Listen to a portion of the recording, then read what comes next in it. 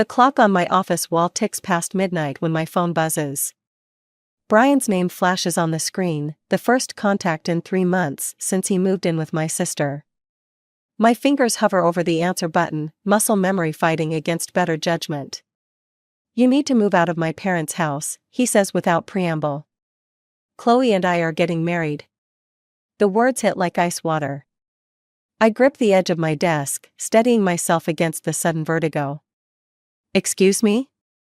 Don't make this difficult, Alana. The divorce is almost final. Mom and Dad need their space back." I laugh, but it comes out hollow. "Their space?" "The same space they insisted I keep when you walked out. The space where your son sleeps every night?"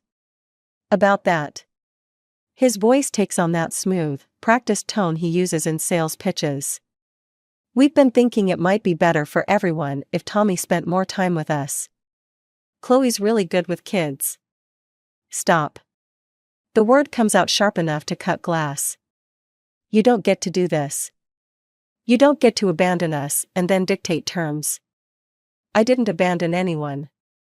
I just fell in love. With my sister. The truth still tastes bitter. While I was busy supporting your career, raising our child, playing the perfect corporate wife. That's not fair. We didn't plan this. 3 years of marketing expertise tells me exactly how many lies are packed into those 4 words. I remember the late nights at the office, the business trips that always seemed to coincide with Chloe's consulting work, the way she'd show up at family dinners wearing clothes that cost more than her monthly salary. "Helen and Tom asked me to stay," I say, keeping my voice steady. "They were quite clear about it when you left. Things change. They're my parents, Alana. They'll support what's best for the family. And what's best is kicking out their grandson." I pull up my email, fingers flying over the keyboard. Interesting timing, considering the Thompson deal just closed. That must be quite a commission check coming your way. The silence on the other end tells me I've hit a nerve. "How did you know about that?" "I still have friends at the company, Brian. Friends who remember how I helped you land that account in the first place." More silence. I can almost see him running calculations in his head, weighing options like poker hands. "Look," he finally says, "we can work something out. Maybe a different arrangement." "No." The word feels good. Powerful. "We're not working anything out. You want to play happy families with my sister? Fine. But you don't get to rewrite history. You don't get to pretend the last 10 years didn't happen. Alana. I have copies of everything, by the way. Every email. Every text. Every suspicious credit card charge. I wonder what the board would think about those creative expense reports you've been submitting." "You wouldn't. Try me." I check the time, 12:17 a.m. "Now, if you'll excuse me, I need to sleep. Some of us still honor our commitments." I hang up before he can respond, but my hands are shaking. In the darkness of my home office, surrounded by the life I built while he chased success, something shifts inside me. The hurt is still there, but it's hardening into something else. Something sharp and purposeful. My phone buzzes again, a text from Chloe this time. I delete it without reading. Let them wonder. Let them worry about what I might do next. Tomorrow, I'll hug my son extra tight. I'll thank Helen for her morning coffee and listen to Tom's stories about his engineering days. But tonight, in the quiet darkness, I allow myself to imagine all the ways their perfect little world might crumble. They think they've won. They think I'll fade quietly into the background of their new life. They have no idea what I'm capable of. Helen's kitchen always smells like cinnamon, even in summer. I watch her hands shake slightly as she pours coffee into my favorite mug, the one with Tommy's handprints pressed into the ceramic when he was 2. "Brian called this morning," she says, not quite meeting my eyes. "He mentioned you two had a discussion last night." I take a slow sip, buying time. "Is that what he called it?" "He says you threatened him." Her voice carries a tremor of uncertainty. About work documents? Interesting. I set down the mug. Did he happen to mention demanding I leave your house? Or his plans to move Chloe in? The coffee pot clatters against the counter. Helen's face drains of color. He what? From upstairs comes the sound of Tommy's laughter, mixed with Tom's deep chuckle. They're probably building with those wooden blocks again, Tom's latest project, to nurture Tommy's engineering instincts. Your son has decided I'm inconvenient, I say. Apparently, my presence is preventing his fresh start with my sister. Helen sinks into a kitchen chair. That's impossible. We told him, when everything happened, we made it clear. That I should stay? That Tommy needs stability? I lean forward. Helen, when has Brian ever listened when something interferes with what he wants? She presses her lips together, and I see the shadow of old arguments in her expression. How many times had she watched her son bulldoze through others' feelings in pursuit of his goals? We won't let him, she says finally. This is our house. Our decision. Like it was my decision when he married me? Or my decision when he left? The bitterness surprises even me. Sorry. That wasn't fair. No, it was perfectly fair. Helen reaches across the table, grips my hand. I raised him better than this. We both know I did. My phone buzzes, another text from Chloe. This time I open it. We need to talk. Alone. Today. Everything okay? Helen asks. I show her the message. Her face hardens in a way I've never seen before. You know, she says carefully, I always wondered why Chloe spent so much time here last year. All those surprise visits when Brian was working late. Planning their future, apparently. I try to keep my voice light, but the memory stings. She always did like my hand-me-downs. Alana. Helen's grip tightens. What exactly do you have on Brian? Before I can answer, Tommy races into the kitchen, Tom close behind. My son's face lights up when he sees me, and for a moment, everything else fades away. Mama. Grandpa showed me how to make a bridge. I scoop him up, breathing in his little boy scent of soap and sunshine. Did he? Is it a strong bridge? The strongest, Tom says, winking at me. Unlike some things I could mention. The subtext isn't lost on Helen.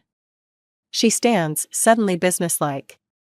Tommy, sweetheart, why don't you show Grandpa your new trucks? Mama and I need to talk about grown-up things. Once they're gone, Helen pulls out a folder from beneath the kitchen counter. I've been meaning to show you these. Bank statements, investment records, everything from when Brian was living here. My heart speeds up. Helen, you don't have to. Yes, I do. Her voice is steel. My son made his choices. Now he can live with the consequences. I open the folder, and suddenly Brian's midnight phone call makes perfect sense. The numbers tell a story of desperation, hidden withdrawals, mounting debt, and one very interesting transfer to an offshore account. Does Tom know about this? Helen's smile is grim. Who do you think helped me track it all down? Engineers are very detail-oriented, you know. I stare at the evidence of Brian's financial house of cards, and a plan begins to take shape. I should meet with Chloe, I say slowly. Hear what she has to say. Just remember, Helen says, gathering the documents, family protects family. And you, my dear, are the only one who's acted like real family lately. I think of Tommy upstairs, innocent and unaware. Of Chloe's smug texts. Of Brian's smooth lies. Yes, I say, reaching for my phone. Family protects family. No matter what it takes. I type a quick response to Chloe, coffee shop on Main. 1 hour. Time to see just how well my sister can lie to my face. Chloe sits at our usual table by the window, wearing the designer watch I'd given Brian for our last anniversary. The sunlight catches the diamond bezel, sending prisms across the coffee shop wall. Such a perfect metaphor, everything with her is smoke and mirrors, reflected glory. You look tired, she says, stirring her latte. Is Tommy still having those nightmares? My son's name in her mouth feels like a violation. Let's skip the small talk. What do you want? Can't I be concerned about my nephew? She leans forward, voice dropping. About my future stepson? The barista calls out another order, and I use the noise to mask my sharp intake of breath. Interesting timing, announcing your engagement right after Brian's big commission. Something flickers across her face, worry, maybe fear. I don't know what you think you know. I know enough. I pull out my phone, scroll to a specific email. Like this message from Brian to his offshore account manager.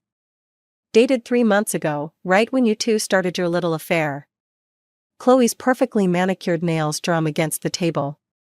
You're bluffing. Remember that consulting job you did last spring? The one that paid for that Cartier bracelet? I smile, watching her face pale. Funny how that payment coincided with Brian's creative accounting at work. You wouldn't understand, she whispers. We're in love. Love doesn't need to hide money in the Caymans. I slide my phone away. Or maybe you didn't know about that part. Her silence tells me everything. My little sister, always so eager to win, never bothering to check the prize. He's using you, Chloe. Just like he used me. The difference is, I was smart enough to keep receipts. You're jealous. But her voice wavers. You can't stand that he chose me. Chose you? I laugh, and heads turn at nearby tables. He chose a convenient escape route. His company's about to audit him. Helen and Tom are starting to ask questions about their investment accounts. He needed somewhere to hide, and you were just available. The color drains from her face. You're lying. Ask him about the Thompson deal. Ask him where that commission really went. I stand, gathering my purse. Better yet, ask him about the property he bought in Costa Rica. Under his assistant's name. Wait. She grabs my wrist. What property? Oh. I feign surprise. He hasn't told you about his exit strategy? Guess you're not as close as you thought. Her grip tightens. Alana, please. If something's wrong. Now you want my help? I lean down, close enough to smell her expensive perfume. Where was that concern when you were sleeping with my husband? It wasn't like that. We never meant to get caught. I gently remove her hand. Here's what's going to happen. You're going to tell Brian I know everything. About the money, the property, the creative bookkeeping. Then you're both going to back off about the house. Or what? Or I send Helen and Tom's accountant some very interesting documents. I'm sure the SEC would be interested too. She stands abruptly, coffee forgotten. You'd destroy him? The father of your child? No, Chloe. He did that himself. I adjust my bag, ready to leave. You just helped him dig the grave. I'll tell him, she says, but her voice has lost its edge. About the threats, the blackmail. Go ahead. But first, check your own bank accounts. See if anything's missing. I watch realization dawn in her eyes. He's gotten quite good at moving money around. Just ask his last 3 girlfriends. I leave her there, staring at her phone with trembling hands. Outside, the summer air feels cleaner somehow. My phone buzzes, a text from Helen with a photo of Tommy napping in his favorite spot by the garden window. I think of Brian's offshore accounts, of Chloe's shaking fingers, of all the carefully constructed lies about to unravel. Part of me wants to feel guilty, but I remember Tommy's tears when Brian missed his birthday, Chloe's smug smile at family dinners, the way they both thought I'd just fade away. They wanted to write me out of their story. Instead, I'm about to become their worst nightmare, the truth they can't escape. Let them run to Costa Rica. They'll find I've already been there too, leaving breadcrumbs for the right people to follow. The key sticks in my childhood home's front door lock, just like it always did. Inside, dust sheets drape the furniture like shrouds, and the air smells of abandonment and mothballs. Mom's death 2 years ago left this place frozen in time, waiting for someone to breathe life back into it. My phone rings. Brian's company number flashes on the screen. Miss Reynolds? This is Sandra from Human Resources. The voice is professionally neutral. We've noticed some irregular access to company files from your old login credentials. I run my fingers along the banister, collecting dust. That's interesting, considering I haven't worked there in 4 years. Exactly our concern. A pause. The access originated from Brian's home IP address. Of course it did. My darling ex-husband, trying to cover his tracks using my old account. Amateur move. I see.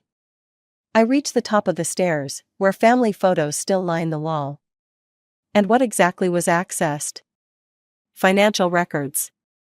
Specifically, the Thompson account documentation. Sandra clears her throat.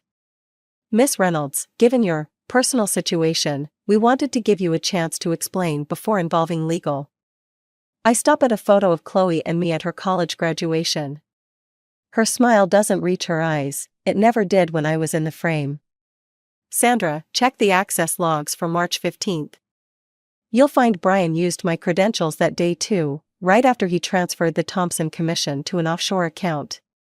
Silence crackles over the line. How did you? I still have friends in IT. I moved to my old bedroom, where a box of Mom's papers waits. They've been keeping me informed. Just like I'm keeping the SEC informed. The sharp intake of breath tells me I've hit my mark. I'll need to escalate this. Please do. I start sorting through the papers. Oh, and Sandra? Tell Brian his Costa Rica exit strategy just got a lot more complicated. I hang up before she can respond. Among Mom's papers, I find what I'm looking for, Dad's old journal, documenting every manipulation, every lie Chloe told growing up. The pattern was there all along, I just refused to see it. My phone buzzes with a text from Helen, Brian's here. He's demanding to see Tommy. Another buzz, he's not alone. Ice slides down my spine. I dial Helen's number, but Tom answers. It's under control, he says before I can speak. But you need to know, Chloe's claiming she has proof you've been embezzling from the company. I almost laugh. Let me guess, using my old login? They're desperate. His engineer's precision cuts through the static. But desperate people are dangerous. Are you sure about this, Alana? Through the bedroom window, I can see the treehouse Dad built, the one Chloe claimed credit for designing, the lie that started our spiral of competition. They're trying to take my son, Tom. They're trying to paint me as the criminal. I touch the journal's worn cover. It's time everyone saw who they really are. Helen's recording everything they say. A pause. Tommy's safe at Sarah's house. But Alana, there's something else. Brian mentioned your mother's estate. The journal feels heavier in my hands. What about it? He says there's evidence in the house. Something about your mother's will? Understanding hits like a thunderbolt. Mom's last amendment, the one Chloe never knew about, the one that cut her out completely. I'm at the house now. My voice sounds distant.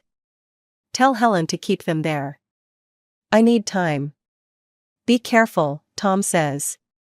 Whatever you find. I know. I open the journal to its last entry. Sometimes the truth hurts more than the lies. After hanging up, I sit on my old bed, surrounded by the ghosts of family secrets. In my pocket, the flash drive with Brian's financial records weighs against my hip. In my hands, Dad's journal holds the key to Chloe's carefully constructed facade. They want to play hardball? Fine. But they forgot one thing, I learned manipulation at the feet of masters. And unlike them, I've got nothing left to lose. Except Tommy. Always Tommy. I open my laptop and begin to type. It's time to show them what a mother protecting her child is really capable of. The country club's annual charity gala buzzes with whispers as I enter. Brian's colleagues eye me with barely concealed curiosity, the scorned wife, making her first social appearance since the scandal. Perfect timing. Alana. Marcus Chen, Brian's boss, intercepts me at the bar. We missed you at last month's board meeting. I accept a champagne flute, noting how his eyes track my movements. I was preoccupied with some interesting financial documents. Yes, well. He tugs at his collar. About those irregularities. You mean the offshore accounts? I keep my voice low, pleasant. Were the creative bookkeeping on the Thompson deal? Across the room, I spot Chloe in a red dress that probably cost 3 mortgage payments. She's working the crowd, but her smile looks strained. News travels fast in corporate circles.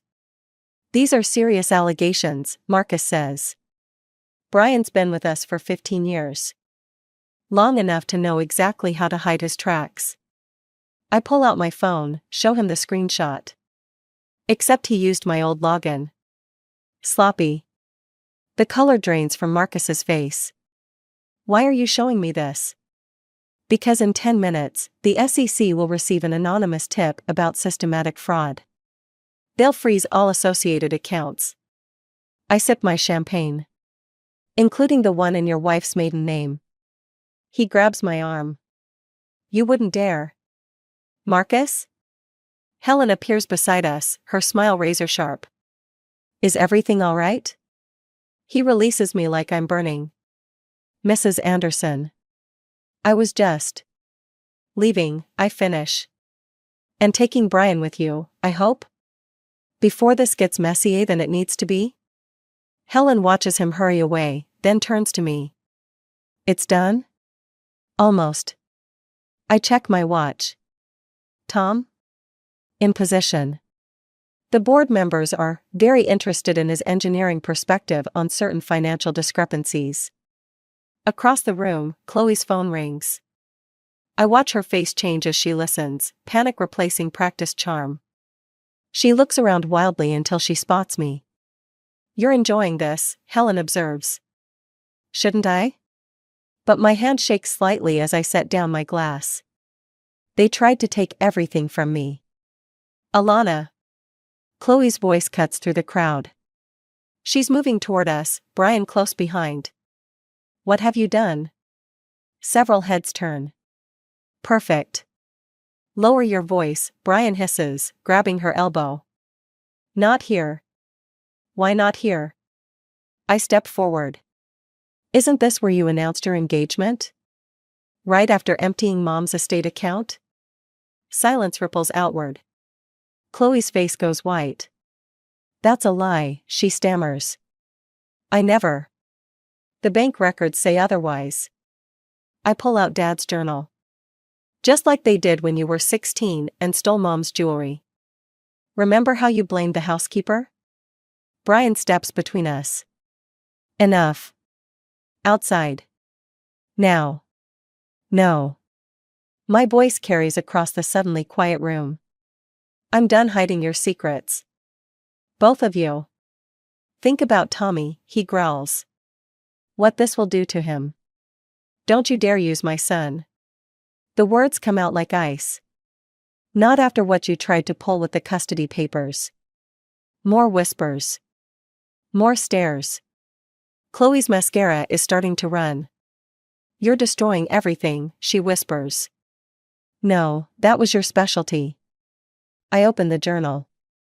Should I read what Dad wrote about your creative college fund management? Or skip straight to Mom's last amendment? Brian's phone buzzes. Then Chloe's. Then a dozen others around the room. The SEC works fast when properly motivated.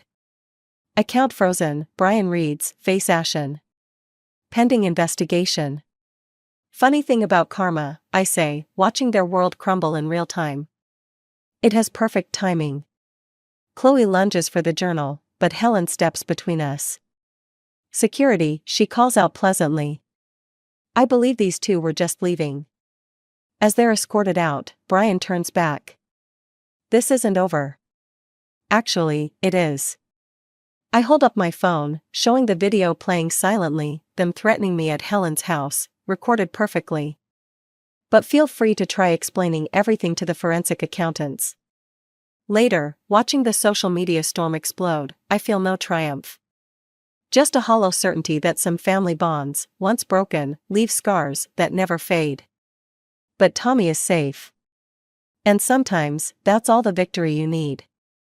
Security escorts Brian from my office, but his words linger like smoke. You think you've won? Check Tommy's daycare. My hands shake as I dial the number. 1 ring. 2. The director's voice comes through, strained and apologetic. Mrs. Anderson, there was an incident. Where is my son? Your sister picked him up. She had authorization. The world tilts sideways. Old authorization. From before. When we were family. How long ago? 20 minutes? She said there was a family emergency. I'm already running to my car, phone pressed to my ear as I call Helen. They took him. Chloe and Brian. Tom's already tracking Brian's phone. Her voice is steel. The police are on their way to their apartment. But I know better. They won't be there.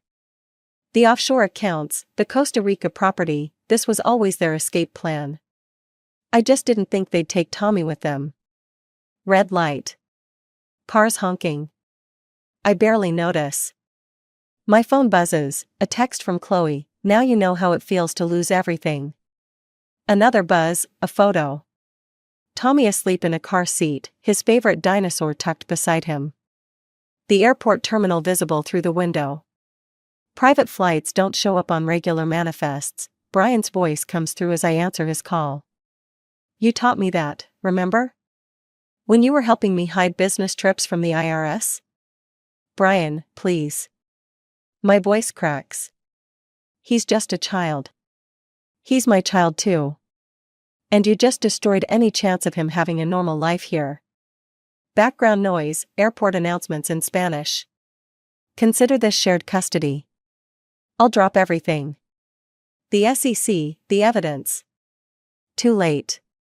But hey, at least you got your revenge, right? The call ends.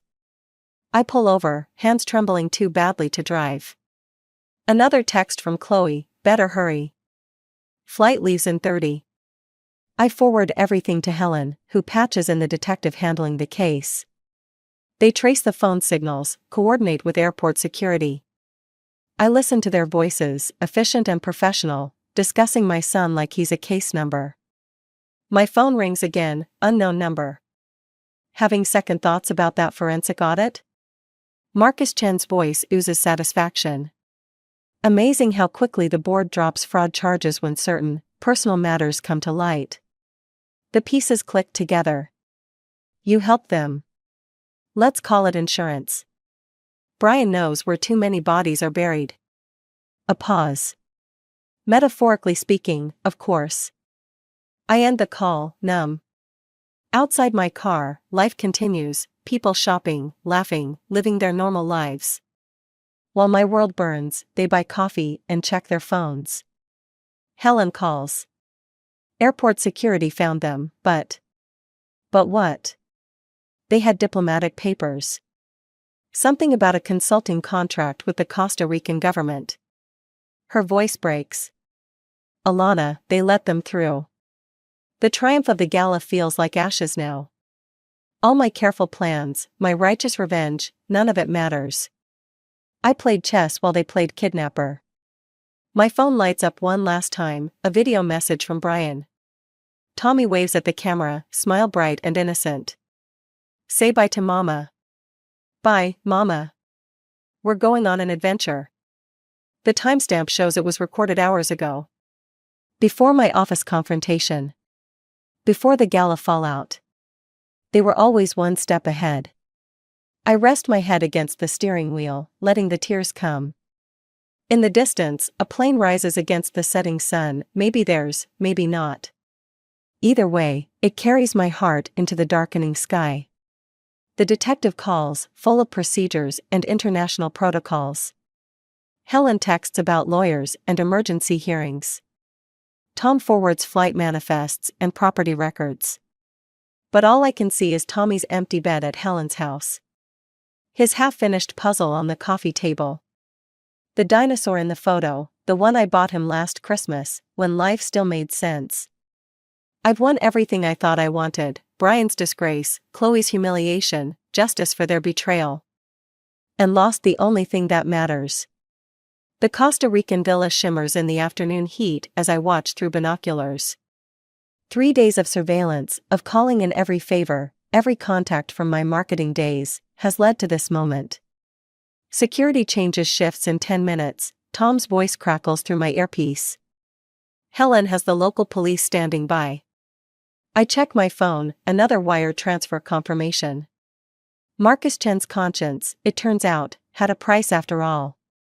Amazing what people will reveal when their own freedom is at stake. Movement at the east entrance, Tom warns. Chloe's leaving with the nanny. But not Tommy. I've watched long enough to know his schedule: afternoon nap time, in the room with the blue curtains.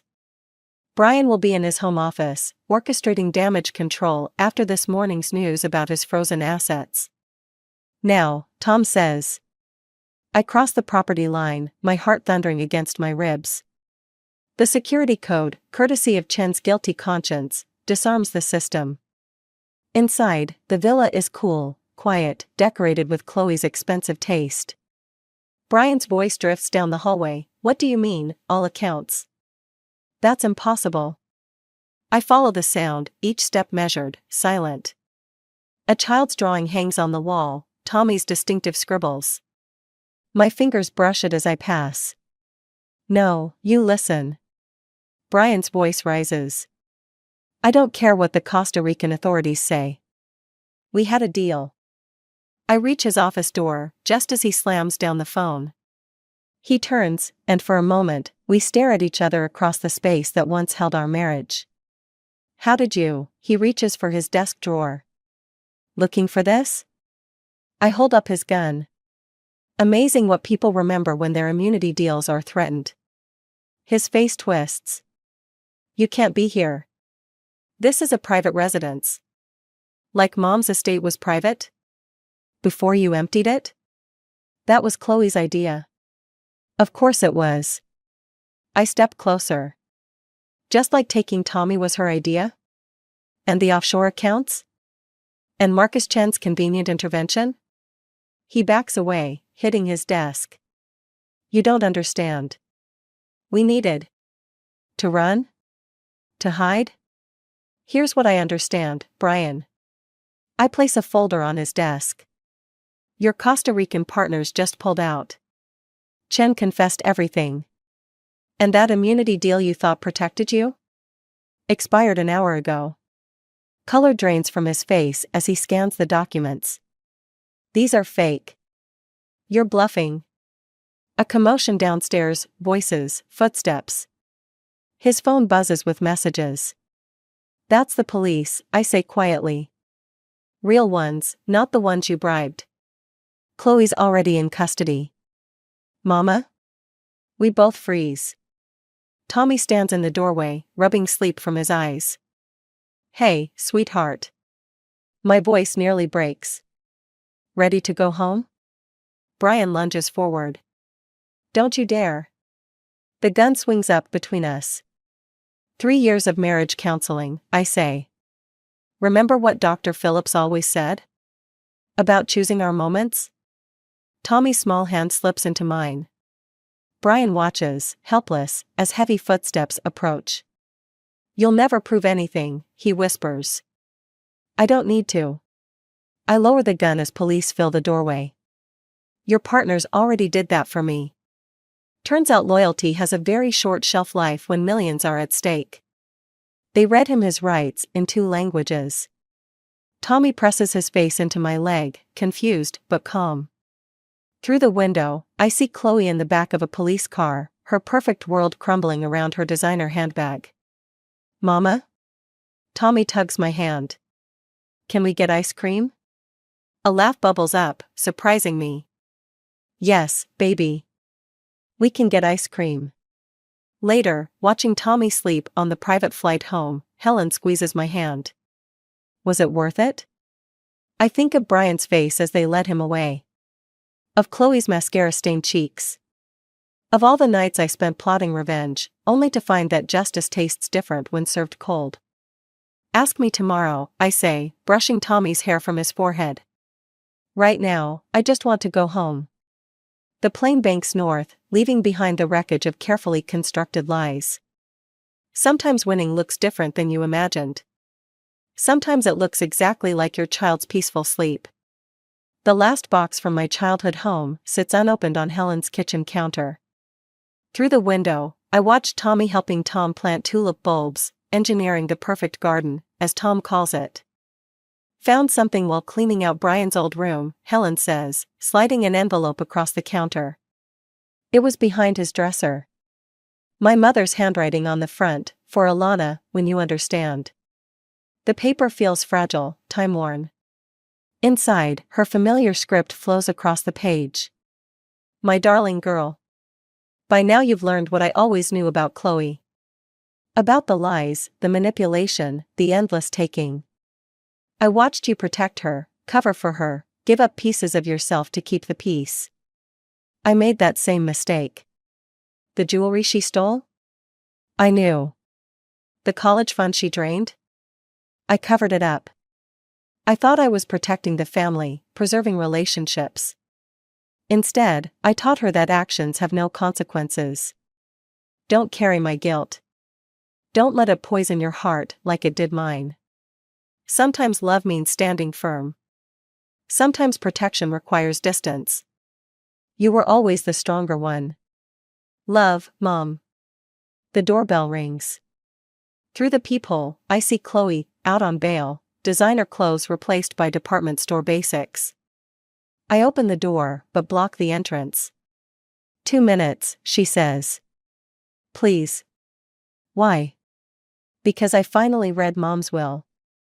The real one. She hugs herself, looking young and lost. You knew, didn't you? About the trust fund conditions? That she left everything to me unless you completed addiction counseling? The irony tastes bitter. Yes. She knew about the pills. All those years. Chloe blinks back tears. Why didn't you tell me? Would you have believed me? Her silence answers everything. I'm starting treatment, she whispers. Not for the money. For me. I study her face, really look at it, past the makeup and practiced expressions. For the first time, I see something real in her eyes. Good luck, I say, and close the door. Helen touches my shoulder. You okay? Ask me in 10 years. I pick up Mom's letter. Did you read this? No. But Tom found something else. She pulls out a flash drive. Security footage from Brian's office. The day he met with Marcus Chen about the Costa Rica plan. I don't need. Yes, you do. Her voice is gentle, but firm. To understand it wasn't about you. Some people destroy themselves. We just get caught in the debris.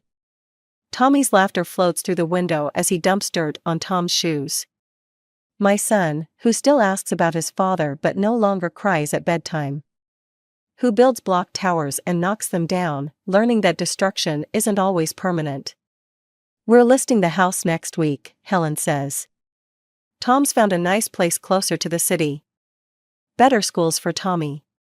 I open the box from my childhood home. Inside, photo albums chronicle a family's slow unraveling, holidays, birthdays, graduations. Chloe always slightly apart, always watching. Brian's ambition growing with each promotion, each new car, each bigger house. Beneath them all, a small book, my father's journal, the one I used to expose their lies. But there's another volume I never noticed, marked simply, Hope. The first page reads, For my daughters, when you're ready to rebuild. I close it, not ready yet, but knowing I will be. The tulips will bloom in spring, Tom calls from the garden. Right about the time we settle into the new place.